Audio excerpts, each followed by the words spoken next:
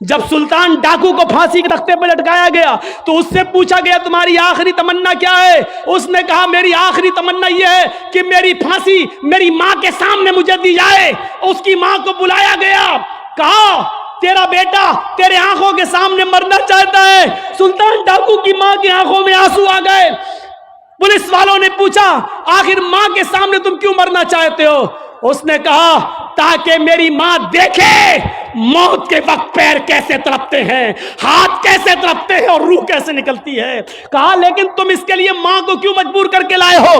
فرمایا پولیس والوں تم نہیں جانتے ہو، جب میں 8 سال کا تھا، 10 سال کا تھا، میری ماں نے مجھ سے ایک انڈا منگوایا تھا۔ میں ایک دکان پر گیا تھا، میں انڈا لینے گیا تھا، لیکن ایک انڈا میں نے چوری کر لیا تھا دکاندار کا، اور میں اس کو اپنی جیب میں بھر لیا تھا۔ پھر میں نے اس کے پیسے نہیں دیے تھے، واپس آ گیا۔ میں نے جب وہ انڈا اپنی ماں کو دیا اور پیسے بھی واپس کیے، ماں نے کہا کیا ہوا انڈے والے نے پیسے نہیں لیے؟ میں نے کہا نہیں، میں انڈا چرا لایا ہوں۔ تو میری ماں نے مجھے تھپ تھپایا تھا کہ بیٹا ہم لوگ غریب ہیں، اچھا کیا تو نے یہ پیسہ بچا لیا، کسی اور کام آئے گا۔ پھر یہیں سے مجھے چوری کی عادت پڑتی ہے، میرے حوصلے بڑھتے ہیں، پھر میں ڈاکو بنتا ہوں، پھر میں نے لوگوں کا مال لوٹا، اور جب لوگوں نے نہیں دیا تو میں نے ان کی جانیں لی۔ پھر میں بہت بڑا لٹیرا بن گیا، اور اتنا بڑا لٹیرا بنا کہ پکڑا گیا اور قانون نے مجھے پھانسی کی سزا دی۔ اگر میری ماں نے مجھے انڈا چراتے وقت جب میں گھر پہ لایا تھا اسی وقت ایک تھپڑ مارا ہوتا اور انڈے والے کو دے کر معافی مانگ لی ہوتی تو آج میں اتنا بڑا چور نہیں بنتا، آج اتنا بڑا میں ڈاکو نہیں بنتا، آج میں اتنا بڑا لٹیرا نہیں بنتا۔ یہ میری ماں کی تربیت تھی جس نے مجھے پھانسی کے تختے پر چڑھا دیا۔ میرے پیارے ساتھیوں، ایک بچہ جب اپنی ماں کا فرما بردار بنتا ہے اور ماں کی بات مانتا ہے تو ماں کی دعا تمام ڈکیتوں کو توبہ کرنے پر مجبور کر دیتی ہے۔ میرے پیارے ساتھیوں، یہ ماں کی تربیت تھی جس نے عبد القادر جیلانی کو ایک بزرگ کے روپ میں پیدا کیا ہے، ایک بزرگ کے روپ میں دیکھا ہے۔ یہ ماں کی تربیت تھی کہ ایک صحابیہ تھی، ان کے گھر میں ایک بچہ پیدا ہوا، ایک صحابیہ تھی، ان کے گھر میں ایک بچہ پیدا ہوا۔ جب بچہ پیشاب کرتا تھا تو پانی کا لوٹا اس بچے کی شرمگاہ پہ ڈال دیتی تھی۔ جیسی بچے نے پیشاب کیا وہ پانی لاتی اور شرمگاہ پہ ڈال دیتی۔ وہ صحابیہ کہتی ہیں میرا بیٹا جب چلنے کے لائق ہوا، پہلا دن تھا اس کا چلنے کا، پہلا دن تھا میرے بیٹے کے چلنے کا، پہلا دن تھا میرا بیٹا کھڑے ہو کر جب چلا، میرے بیٹے کو جب پیشاب کی ضرورت محسوس ہوئی تو اس نے پانی کا برتن دیکھنا شروع کر دیا۔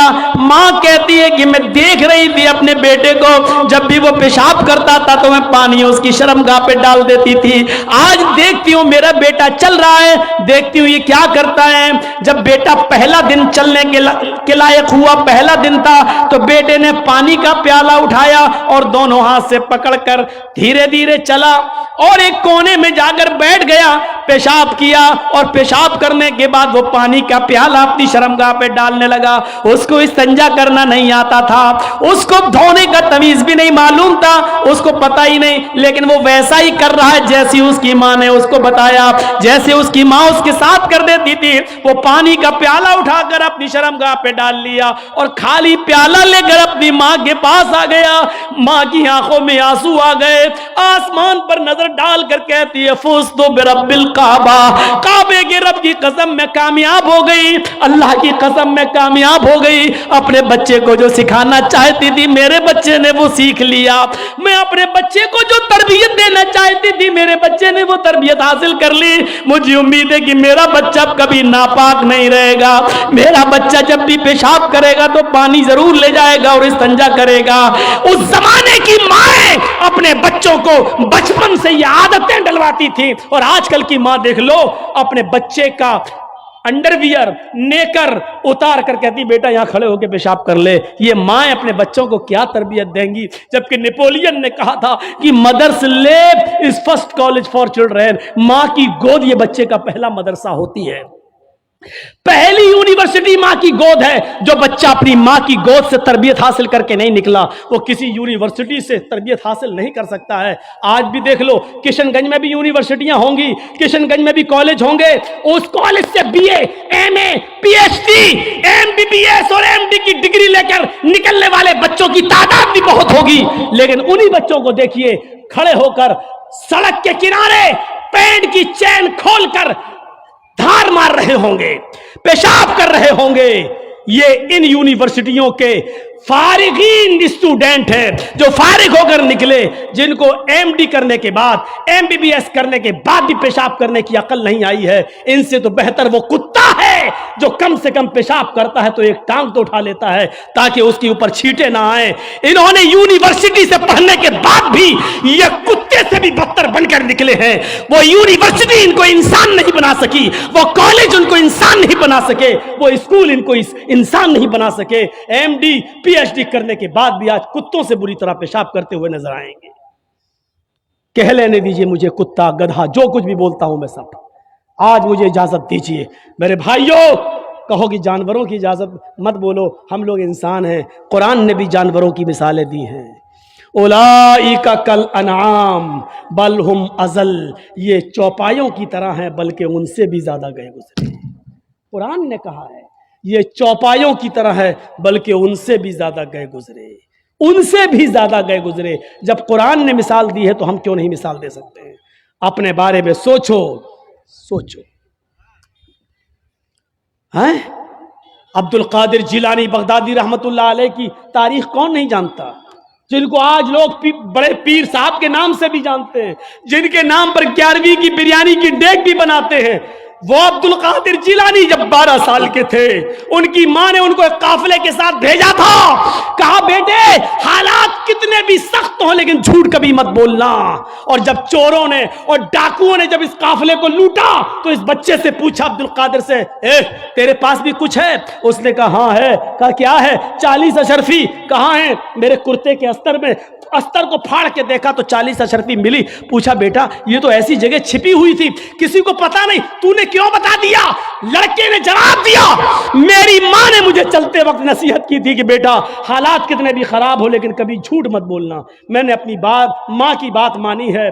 चोरों का, डकैतों का, डाकुओं का असर खत्म होता है और रोने लगते हैं और कहते हैं ये बच्चा अपनी माँ की इतनी बात मानता है कि ऐसे मोड़ पर भी उसने अपनी माँ की नाफरमानी नहीं की, हम तो अपने रब की नाफरमानी कर रहे हैं। सारा सामान जो लूटा था सबको वापस कर दिया। और मेरे प्यारे साथियों, एक बच्चा जब अपनी माँ का फरमा बरदार बनता है और माँ की बात मानता है तो माँ की दुआ तमाम डकैतों को तौबा करने पर मजबूर कर देती है। मेरे प्यारे साथियों, ये माँ की तरबियत थी जिसने अब्दुल कादिर जिलानी को एक बुजुर्ग के रूप में पैदा किया है, एक बुजुर्ग के रूप में देखा है। ये माँ की तरबियत थी।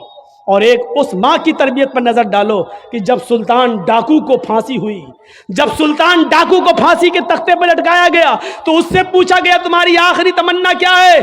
उसने कहा मेरी आखिरी तमन्ना यह है कि मेरी फांसी मेरी माँ के सामने मुझे दी जाए। उसकी माँ को बुलाया गया, कहा तेरा बेटा तेरे आंखों के सामने मरना चाहता है। सुल्तान डाकू की माँ की आंखों में आंसू आ गए। पुलिस वालों ने पूछा आखिर मां के सामने तुम क्यों मरना चाहते हो? उसने कहा ताकि मेरी मां देखे मौत के वक्त पैर कैसे तड़पते हैं, हाथ कैसे तड़पते हैं और रूह कैसे निकलती है। कहा लेकिन तुम इसके लिए मां को क्यों मजबूर करके लाए हो? फरमाया पुलिस वालों तुम नहीं जानते हो, जब मैं 8 साल का था, 10 साल का था, मेरी मां ने मुझसे एक अंडा मंगवाया था। मैं एक दुकान पर गया था, मैं अंडा लेने गया था लेकिन एक अंडा मैंने चोरी कर लिया था दुकानदार का और मैं उसको अपनी जेब में भर लिया था। फिर मैंने उसके पैसे नहीं दिए थे, वापस आ गया। मैंने जब वो अंडा अपनी माँ को दिया और पैसे भी वापस किए, माँ ने कहा क्या हुआ अंडे वाले ने पैसे नहीं लिए? मैंने कहा नहीं, मैं अंडा चुरा लाया हूं। तो मेरी माँ ने मुझे थपथपाया था कि बेटा हम लोग गरीब हैं, अच्छा किया तूने ये पैसा बचा लिया, किसी और काम आएगा।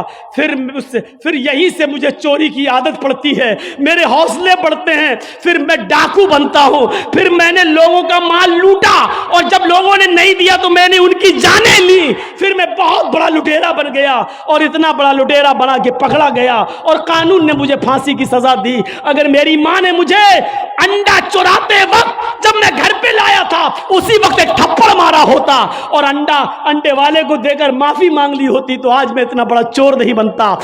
آج اتنا بڑا میں ڈاکو نہیں بنتا، آج میں اتنا بڑا لٹیرا نہیں بنتا، یہ میری ماں کی تربیت تھی جس نے مجھے پھانسی کے تختے پر چڑھا دیا۔